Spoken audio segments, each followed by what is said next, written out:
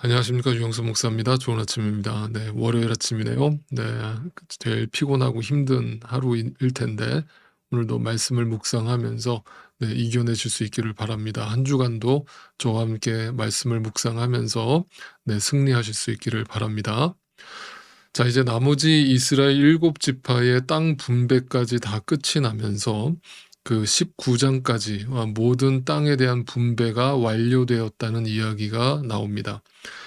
그리고 이제 여호수아서는 성경을 읽는 우리로 하여금 혹시라도 생길지 모르는 하나님에 대한 어떤 오해나 그 왜곡이 발생하지 않게 하기 위해서 오늘 우리에게 중요한 주제를 또다시 한번 언급을 하게 됩니다.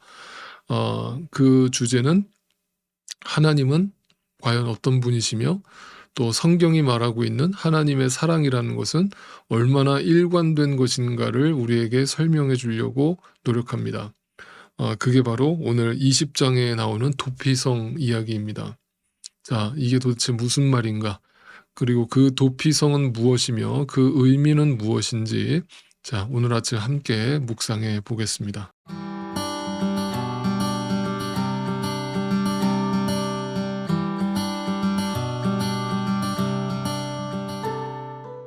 성경을 처음부터 읽어오신 분들이라면 이 도피성의 이야기가 여호수아에서 처음 나오는 것이 아니라는 것을 금방 아시리라고 생각을 합니다.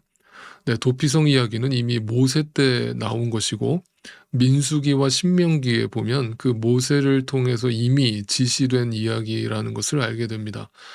그것을 여호수아서에서 다시 한번 언급하면서 무언가 하나님의 뜻을 전달하려고 하는 목적이 있다는 것을 또한 발견하게 됩니다. 그렇다면 먼저 그 도피성에 대한 설명부터 간단하게 드려보겠습니다. 자, 먼저 도피성은 요단강 동쪽에 3곳, 서쪽에 3곳 해서 총 6곳의 도피성이 마련되었다는 것을 알게 됩니다. 제가 이거를 먼저 지도로 좀 보여드리겠습니다. 이렇게 보시면 동쪽에 세 곳이 있고 서쪽에 3곳이 있다라는 것을 보게 됩니다. 자, 도피성에 대해서 간단하게 설명을 드려본다면 한마디로 도피성은 특별한 성역제도라고 할 수 있습니다. 그러니까 도피성은 당시 사회에서 고의적이 아닌 그거를 이제 우발적이라고 하는데 우발적으로 살인을 저지른 경우에 바로 이 특별한 성역, 그러니까 도피성에 피할 수 있도록 만든 제도라는 뜻입니다. 그 하나님이 이 제도를 직접 만들게 하셨고 또 명령을 하셨죠. 이렇게 하신 이유를 생각을 해보면 당시 그 이스라엘 그 사회에는 고엘 제도라는 것이 있었는데 그 고엘 제도라는 것은 한마디로 합법적인 복수를 허용하는 법이었어요. 그러니까 쉽게 말해서 눈에는 눈, 이에는 이라고 하는 정당한 복수를 인정하는 법이었어요. 이게 합법이었습니다. 그런데 만약에 고의성이 없고 실수로 정말 실수로 사고로 사람을 죽였을 경우에 자신의 결백을 그 재판에서 판정받을 때까지 일단 피해 있을 사람들의 어떤 공격으로부터 피해 있을 피난처가 필요했던 것이죠. 그것이 바로 이제 도피성이었던 겁니다. 이처럼 그 도피성은 우발적인 살인범을 어떤 개인의 복수로부터 안전하게 보호하고 그 생명을 지켜주는 데 목적이 있었다. 이렇게 이해를 하시면 쉽겠습니다. 자, 그런데 오늘 본문 20장 6절을 저와 함께 읽어보죠. 20장 6절입니다. 그 살인자는 그 성읍에 머물러 살다가 회중 앞에 서서 재판을 받은 다음 그 당시에 대제사장이 죽은 뒤에야 자기의 성읍, 곧 자기가 도망 나왔던 성읍에 있는 자기의 집으로 돌아갈 수 있다. 자, 여러분, 도피성으로 피신한 그 살인자는 일단 회중 앞에서 재판을 받게 되는데 그 재판을 받고 나서 그 당시 재판을 진행했던 대제사장이 죽을 때까지 그 성읍에서 나오지 못한다라고 되어 있습니다. 여러분, 이게 무슨 말이냐? 그가 아무리 실수로 고의적이 아니라 우발적으로 사람을 죽였다고 할지라도 생명을 죽인 것은 또한 책임이 따른다라는 뜻입니다. 그래서 그 사람도 어느 정도 형벌을 받지 않을 수 없다는 뜻이 담겨 있는 거예요. 그래서 재판이 끝나고 그가 고의로 죽인 것은 아니라고 판정이 되었다고 할지라도 사람을 죽인 것에 대한 그 책임을 물어서 그 한 가지 형벌을 내렸는데, 그 형벌이 바로 뭐냐 하면 당시 재판을 진행했던 대제사장이 죽을 때까지 그 도피성에서 나오지 못하게 한 것이었습니다. 그러니까 결과적으로 이 도피성은 그 사람이 어떤 피해, 개인적인 복수로부터 안전하게 살아갈 수 있도록 그 삶을 허락하면서 동시에 그 일어난 일에 대한 사고였다고 할지라도 그 발생한 사건에 대한 그 대가를 치르게 함으로 일종의 열린 감옥과 같은 시스템을 가지고 있었던 것입니다. 이것이 이제 하나님의 지혜이고 당시 이스라엘의 그 형법이 얼마나 선진화되어 있었는가를 보여주는 사례라고 할 수 있습니다. 자, 여기까지 제가 설명드린 모든 내용들은 이제 상식적인 내용들이고 도피성에 대한 역사적 의미이고 배경에 대해서 제가 설명을 드린 겁니다. 그러면 이제부터 이 도피성이라는 제도 속에 담겨 있는 진짜 하나님의 뜻과 그 의도를 한번 생각을 해보겠습니다. 자, 먼저 우리가 좀 상상의 날개를 좀 펼쳐보겠습니다. 우리가 지금 만약 타임머신이 있다라고 가정을 해서 타임머신을 타고 지금으로부터 3,500년 전, 4,000년 전에 이스라엘 민족들이 살던 어떤 마을로 우리가 잠깐 가보겠습니다.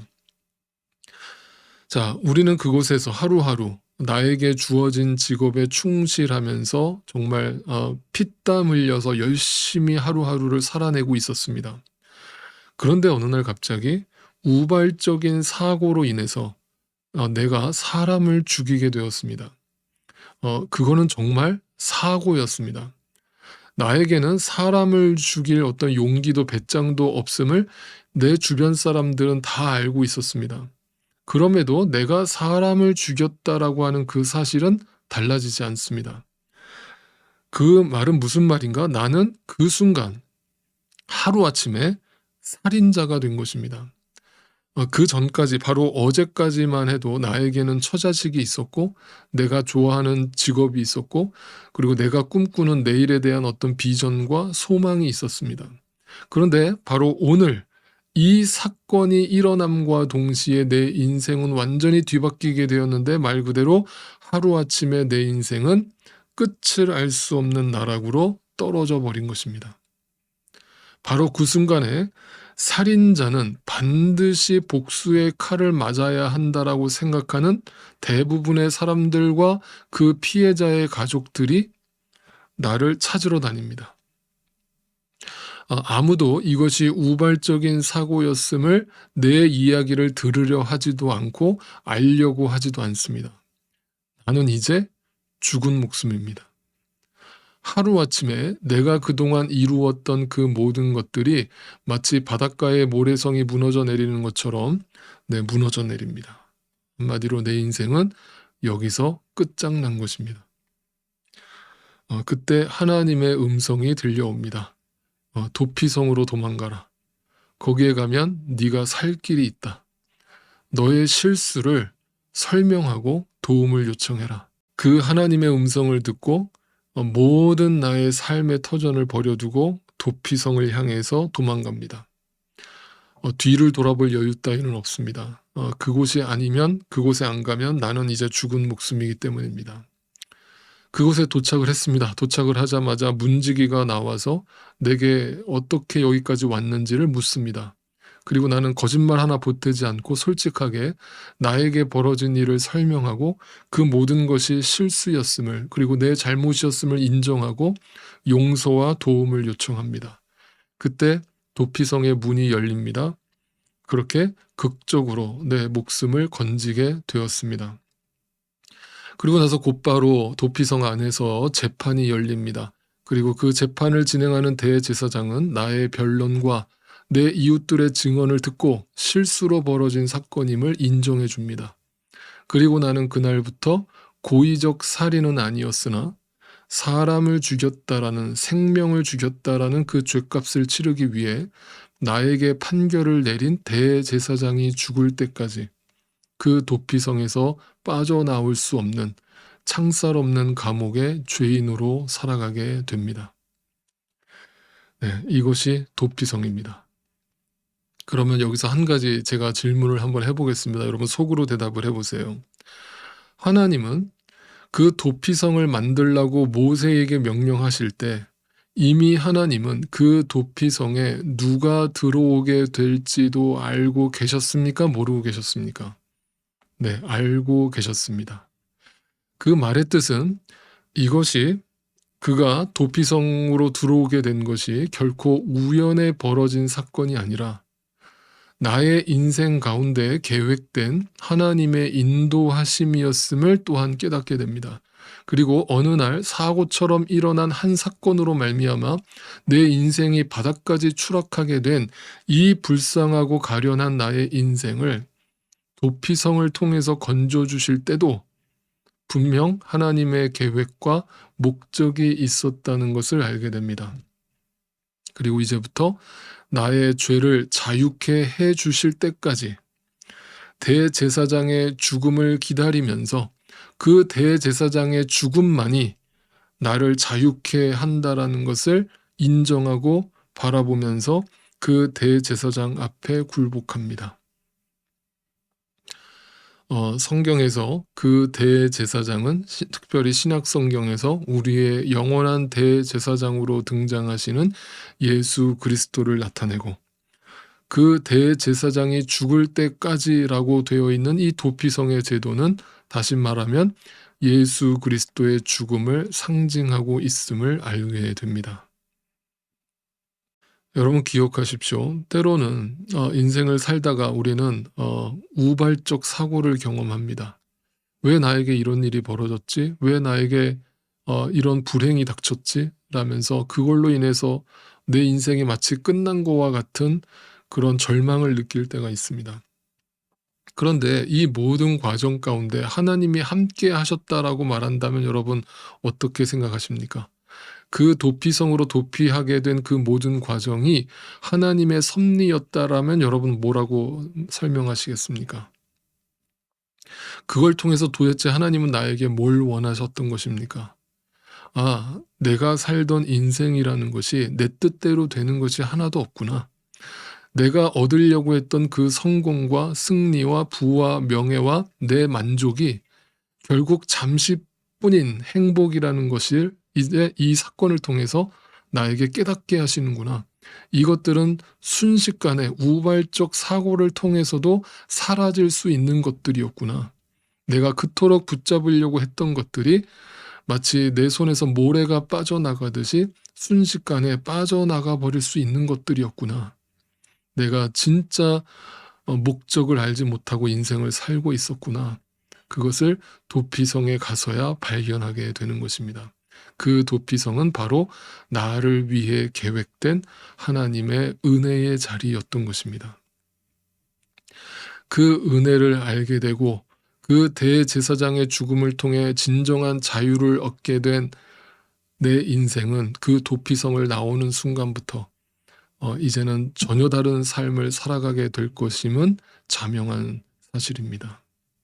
사랑하는 여러분, 우리가 오늘도 주님 앞에 설 수 있게 된 것은 절대로 우리의 의로 말미암은 것이 아닙니다. 오직 예수 그리스도의 피로 그것이 가능했음을 잊지 마십시오. 그리고 십자가에서 나를 위해서 단 한 번의 유효한, 영원히 유효한 제사를 드리심으로 나에게 진정한 자유를 허락해 주셨음을 잊지 마십시오. 그러니까 이제 하나님 앞에서 여러분이 진정으로 회개하고 거듭난 사람이라면 하나님 안에서 자유하십시오. 여러분 안에 있는 과거의 어떤 죄로 말미암는 그 죄책감도 이제 다 털어버리고 하나님 안에서 자유하십시오. 그리고 하나님의 은혜로 그 도피성에서 나오는 순간부터 이제 그 모든 과거의 일들은 다 잊어버리고 거룩함으로 정결함으로 순결한 주의 신부가 되어서 하나님 앞에 나아가십시오. 그리고 여러분의 주어진 삶 속으로 들어가십시오. 그리고 그 하나님의 사랑이 필요한, 그 하나님의 용서가 필요한 자들에게 도피성이 되어 주십시오. 누군가 지금도 내 주변에서 아무에게도 말 못할 어떤 사연과 그 문제들로 인해서 그것을 오롯이 혼자 떠안고 슬퍼하고 애통해하고 있는 자들에게 도피성이 되어 주십시오. 이 하나님의 러브 스토리를 들려주십시오. 그들을 위해서 진심으로 기도해 주십시오. 그들이 여러분을 통해서 하나님의 마음을, 하나님의 사랑을 알게 되기를 진심으로 소망하고 주님의 이름으로 축복합니다. 오늘 하루도 말씀 가운데 승리하시기를 소원하면서 또 내일 아침 또 뵙겠습니다.